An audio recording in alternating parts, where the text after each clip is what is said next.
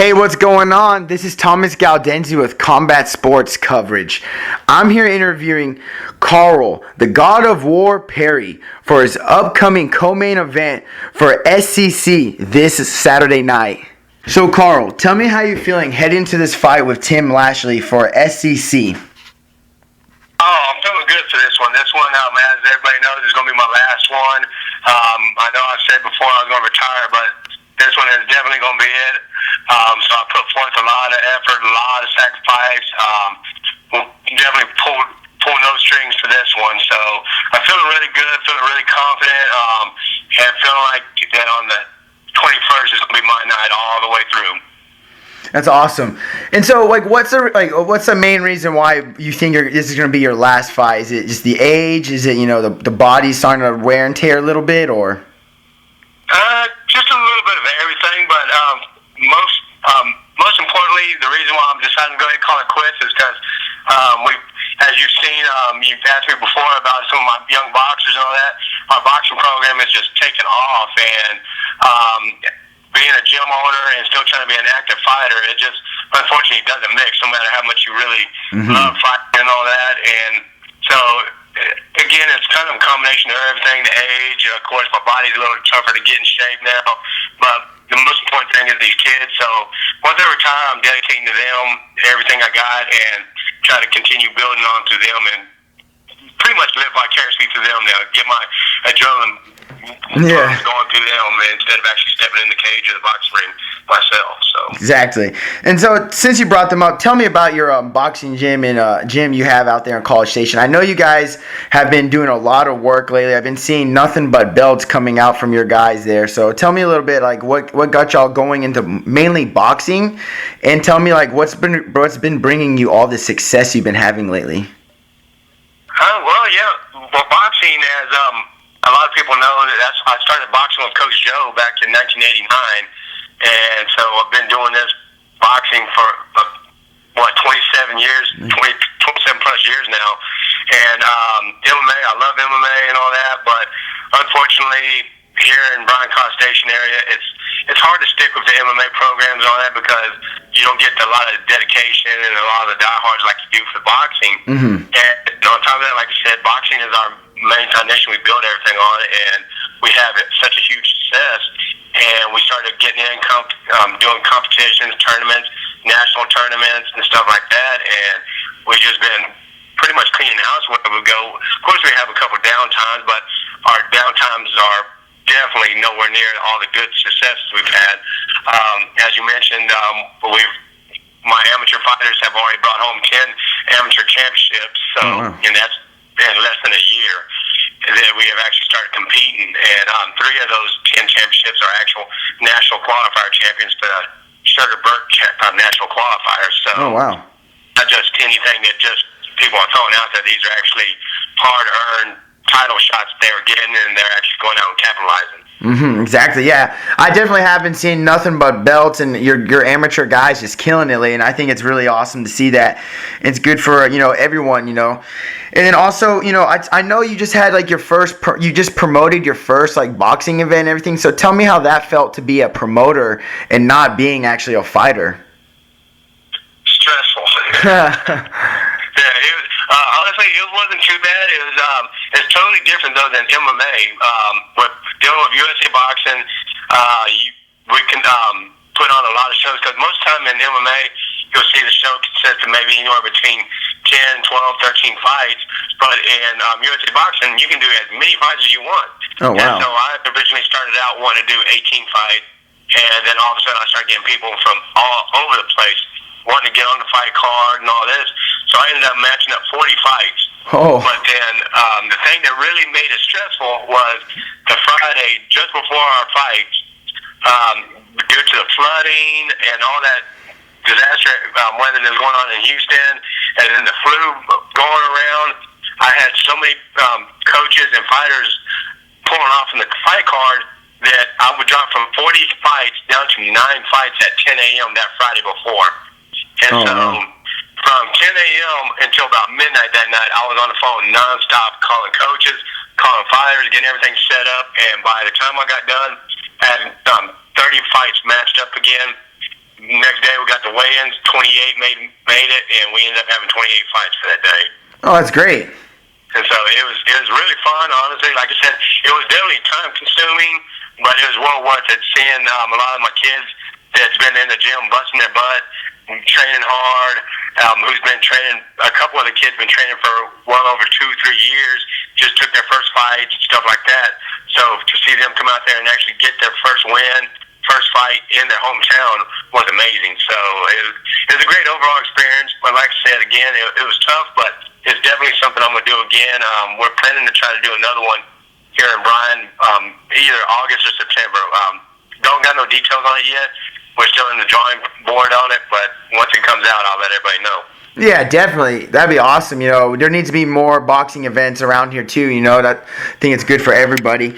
And then, Oh, yeah. so how do you see this fight with Tim going? Do you see do you see yourself winning by knockout, TKO, submission, or do you just expect a huge brawl, an all-out war? Yeah, I expect Tim to come out after me because, honestly, all the pressure's on me. It's in my hometown. It's my last fight. A lot of things I've done in my career, you know, I've had some high points, had some low points, and all that. So in the end, all the pressure's on me. So I think he's just going to come out with a guy with nothing to lose and just pretty much guns blazing. And at that point, I'll be ready for him. And I expect him to make a quick mistake and not trying to sound cocky now, but I think I'll end it in the first. Yeah, that'd be great. I know I'm excited for it. I know every time when you fight, I've seen you fight many times, and I know when you go out there, you definitely leave it all on the line, and you definitely throw hard and you scrap, which I love people like that are coming out there to finish someone. You know what I mean? It's get taken out or take him out, and I think everyone needs to definitely stay tuned for that fight. It's going to be a great one. And then what's one moment that when this is all said and done with your career, what's one moment you're going to look back on forever and be like, you know, that moment was great, and like you're going to pass it on and tell all your kids and grandkids and everyone about? That moment, let's see. Man, there's a lot of them. There's all kinds of them. One of them is an opportunity I almost missed because when King of the Cage called me a couple years ago for my first fight with them, I thought they were joking with me, so I told them, hey, hold on, let me call you back and I'll let you know if I want to fight for y'all. And then my coach was like, dude, what the hell is wrong with you? You get back on the phone and call him now. We're taking a fight. And so that was kind of a moment that I kind of talk about how I almost screwed that up. Yeah. But there's been a lot of things, you know. Like I said, I had a lot of ups and downs. One of the downs that I've actually I take to heart is a couple years ago, as everyone knew, when my mother passed away. It was one of the biggest lessons I learned in my career, and it actually helped me grow as a fighter and a coach. Is I took a lot of fights during that time because I was just angry and mad and just so emotional, wanting to hurt anybody and everybody. And unfortunately, after her passing, I did that, went into those fights, and I fought 4 different guys, honestly, who shouldn't even been in the same state with me, much less the same cage. And they beat me because I just was not mentally focused. I was emotionally just distraught, just broken down. Mm-hmm. And that there's one of the things that I tell everybody now: do not ever go into a fight emotional like that because it will harm you more than anything. So always got to have your mind right and be ready to go. Because honestly, I think if I wouldn't have had that little drawback in my career during that time, I think maybe I could have had a few more opportunities open my way before it got too late. That is true. Yeah, definitely don't want to fight emotional. I totally agree on that. And I'm sorry to hear about your mom. I appreciate it. Yeah, it's been tough, but you know, that's her life, and I know she's looking down on me, so I'm trying to do everything I can to make her smile. That's great. And also, do you guys have do any of your amateur boxers have any other fights coming up anytime soon?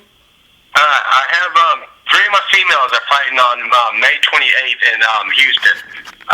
They're coming out. That's Michaela, Lourdes, and Sarah. They're all matched up to fight in a women's only boxing tournament there.